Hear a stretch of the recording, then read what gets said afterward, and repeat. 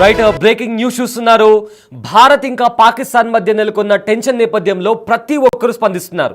అటు నుంచి భారత్ తరపు నుంచి ప్రతి ఒక్కరు స్పందిస్తున్నారు. అదేవిధంగా పాకిస్తాన్లోని ప్రతి పాలిటిషియన్ కావచ్చు లేదా ప్రతి ఒక్కరు స్పందిస్తున్నారు. కానీ ఒక్క వ్యక్తి తప్ప ఆ వ్యక్తి ఎవరో కాదు, పాకిస్తాన్ ఆర్మీ చీఫ్ అయిన ఆసిమ్ మునీర్.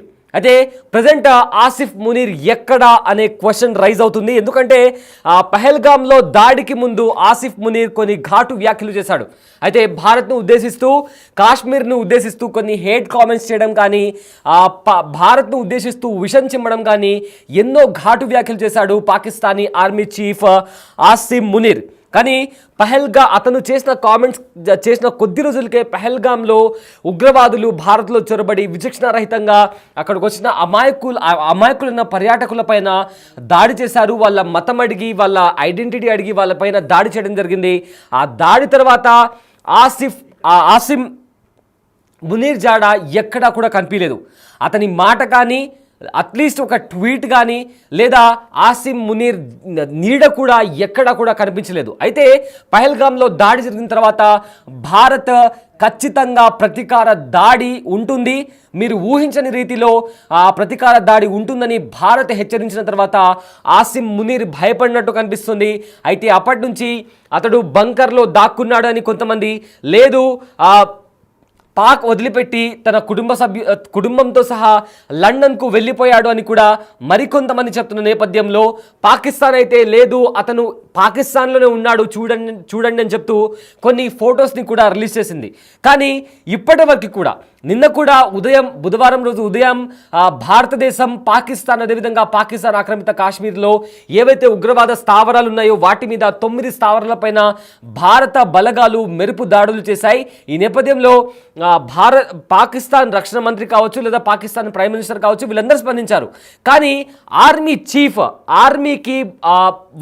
ఆర్మీకి బాధ్యతలు స్వీకరిస్తున్న ఆర్మీ చీఫ్ ఎవరైతే రెస్పాన్సిబుల్గా ఉండాలో ఆ ఆర్మీ చీఫ్ ఆసిమ్ మునీర్ ఇంతవరకు స్పందించలేదు. అంటే అసలు పాకిస్తాన్లో ఉన్నాడా లేదా ఎక్కడైనా పారిపోయాడా అనే క్వశ్చన్ కూడా రైజ్ అవుతుంది. సో ఈ నేపథ్యంలో ఏప్రిల్ 22న పహల్గామ్లో దాడి జరిగిన తర్వాత ఏవైతే కామెంట్స్ చేశాడు, పాకిస్తాన్ ఏదో కాశ్మీర్ ఉందో కంప్లీట్గా పాకిస్తాన్కి చెందిందని, ఖచ్చితంగా భారత్ నుంచి మొత్తం కాశ్మీర్ని మేము కైవసం చేసుకుంటామని, అదేవిధంగా హిందూ ముస్లింకి సంబంధించి హేట్ స్పీచ్ ఇవ్వడం, ఇలాంటి చాలా నీచమైన కామెంట్స్ కావచ్చు, హేట్రేట్ పెంచే కామెంట్స్ చేసిన ఆసిమ్ మునీర్ పహల్గామ్ దాడి జరిగిన తర్వాత కంప్లీట్గా ఎక్కడ కూడా అతని జాడ కానీ అతని నీడ కానీ ఎక్కడ కూడా కనిపించలేదు.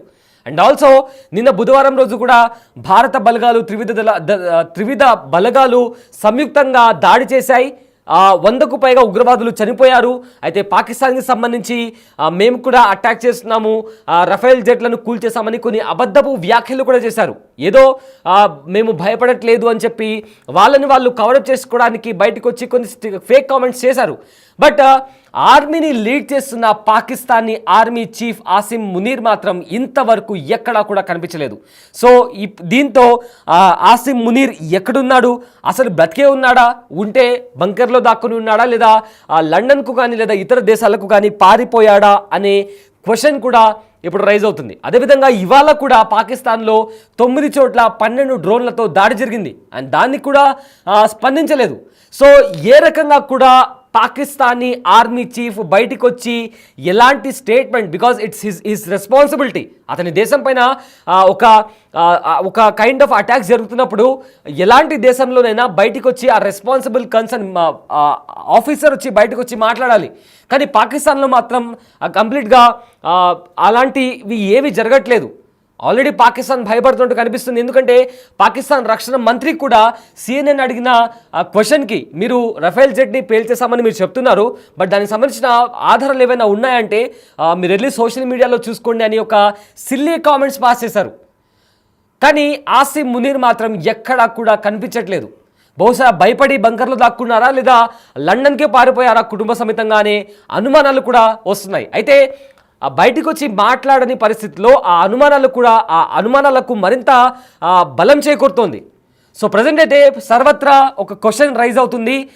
పాకిస్తానీ ఆర్మీ చీఫ్ మేము భయపడము అని చెప్పి ఎంతో బ్రేవ్గా మాట్లాడుకునే పాకిస్తానీ ఆర్మీ చీఫ్ ఇప్పుడు కనిపించట్లేదు. సో దీంతో అతడు ఎక్కడున్నాడు, అసలు బ్రతికే ఉన్నాడా, ఉంటే బంకర్లో దాక్కున్నాడా లేదా లండన్కి పారిపోయాడా అనే క్వశ్చన్ కూడా ఇప్పుడు రైజ్ అవుతుంది.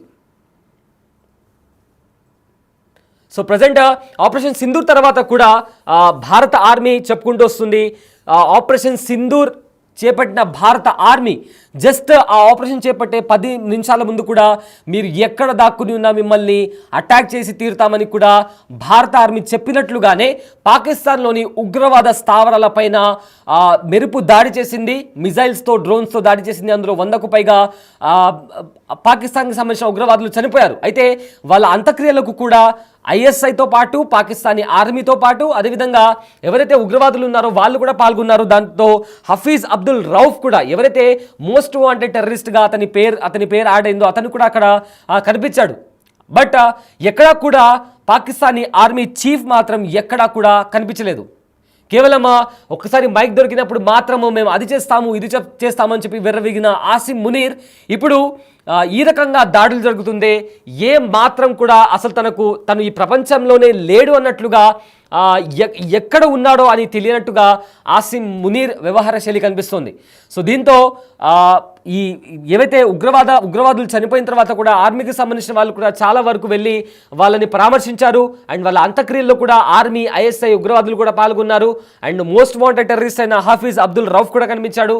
బట్ ఎవరైతే పాకిస్తానీ ఆర్మీ చీఫ్ ఆసిమ్ మునీర్ ఉన్నాడో అతను మాత్రం ఎక్కడా కూడా కనిపించని పరిస్థితి నెలకొంది. సో దీంతో ఆసిమ్ మునీర్ ఎక్కడ అసలు ఉన్నాడా, ఉంటే ఎక్కడున్నాడు, బంకర్లో దాక్కున్నాడా లేదా లండన్కి పారిపోయాడా అనే క్వశ్చన్ ఇప్పుడు రైజ్ అవుతుంది.